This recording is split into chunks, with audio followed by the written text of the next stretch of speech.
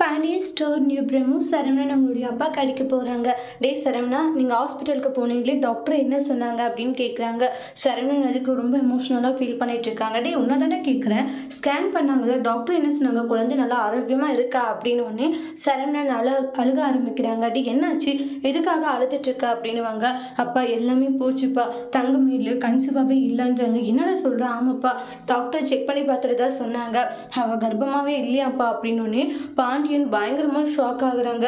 அப்பா என்னால் தாங்கிக்க முடியல, நம்ம வீட்டுக்கு ஒரு வாரிசு வரப்போகுதுன்ட்டு எவ்வளோ சந்தோஷமாக இருந்தேன், ஆனால் இப்போ இப்படி ஆயிடுச்சுன்ட்டு ரொம்பவே கவலைப்பட்டுட்டு இருக்காங்க. எல்லாமே போச்சுப்பா அப்படின்ட்டு ரொம்பவே ஃபீல் பண்ணி அழுதுட்டு இருக்காங்க. பாண்டியன் இருந்துட்டு என்னடா இப்படி சொல்கிற, சரி விடுடா சரவணா, அதெல்லாம் நினச்சி கவலைப்படாதுன்னு பாண்டியன் சமாதானப்படுத்துகிறாங்க.